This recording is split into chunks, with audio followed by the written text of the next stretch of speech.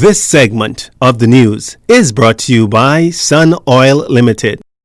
Welcome back. The Ministry of Health confirming 43 additional confirmed cases of COVID-19 in the country on Sunday. These additions bring the total number of confirmed cases to 4,452. 38 of the cases are on New Providence, 2 on Grand Bahama and Abaco each, and 1 on Andros. There have been 3,308 confirmed cases of COVID-19 on New Providence, 644 on Grand Bahama, 147 on Abaco, 54 confirmed cases on Bimini, 32 on Exuma, 24 on Eleuthera, 19 on Inagua, 15 in the Berry Islands, 12 on Long Island, 9 confirmed cases on Andros, 8 on Cat Island, 7 on Acklands, 5 on Crooked Island, 3 on Mayaguana, and 165 confirmed cases with locations pending.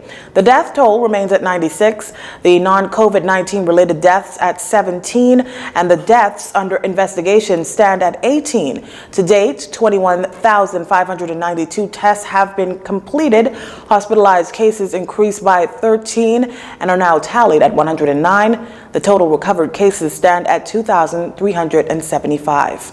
Police have taken a number of persons into custody in connection with the killing of Jamarick Green, who is also known as Big Meech, and his 4-year-old son, Jeremy Green, who were victims of a shooting and found unresponsive on a property in Rock Sound, Eleuthera, shortly after 5 p.m. on Saturday. Police have not officially released the identity of the victims.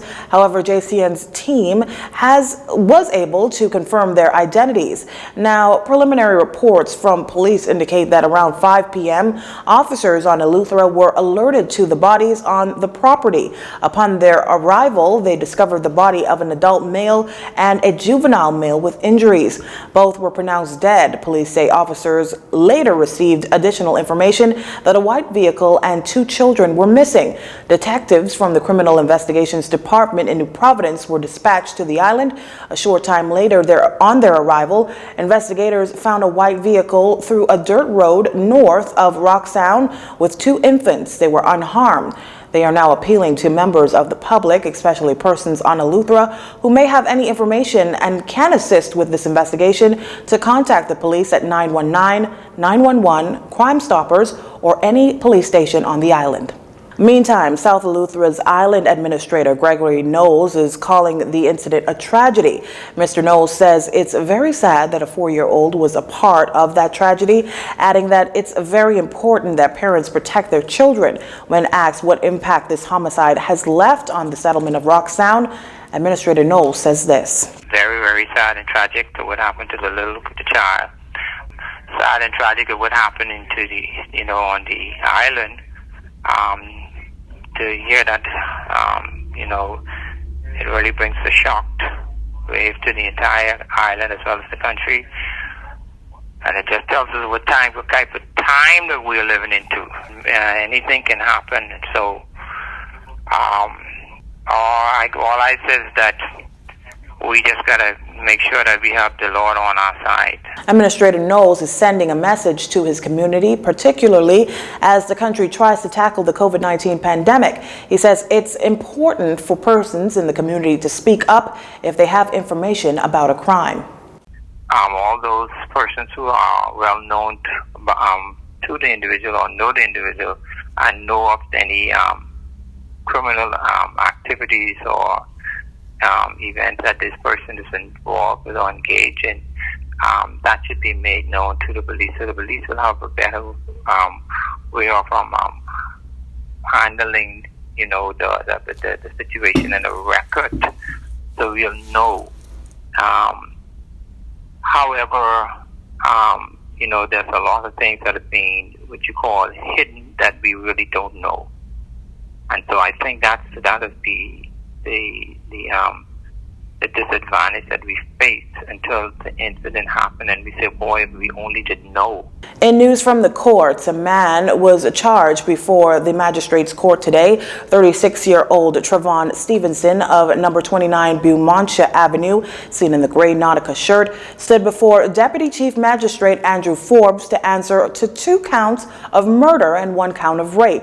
Now, it's alleged that Steven is responsible for the September 28th double homicide involving Alicia Sawyers and Edenique Wallace, the mother who was found dead in their Nassau Village home. Now, the defendant was also charged with the rape of a 30-year-old female on September 26th. Attorney Tonique Lewis, who represented Stephen, told the court that her client was allegedly beaten while in police custody. She requested that he see the prison's doctors.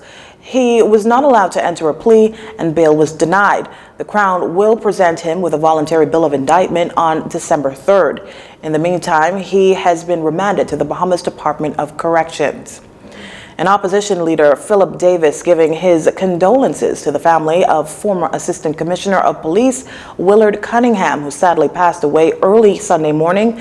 In a statement, Mr. Davis recalled ACP Cunningham as a commanding figure and formidable prosecutor in the magistrate's court.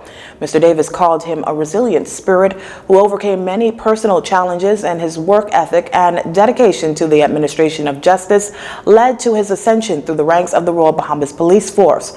Mr. Davis says that Mr. Cunningham lived a full, fruitful, and purposeful life that was dominated by service to others by keeping communities safe and secure. ACP Cunningham was also active in the religious community, serving as an associate minister at the Annex Baptist Cathedral on Wolf Road. Mr. Davis, in expressing condolences to the Cunningham family on behalf of his wife, parliamentary colleagues, and members of the Progressive Liberal Party, thanked ACP Cunningham for his public service as he goes on to reap his eternal reward. We here at the Jones Communications Network also offer our condolences to his wife, Elvie Cunningham, and his 3 children and grandchildren. You're watching JCN News. Stay with us. This segment of the news has been brought to you by Sun Oil Limited.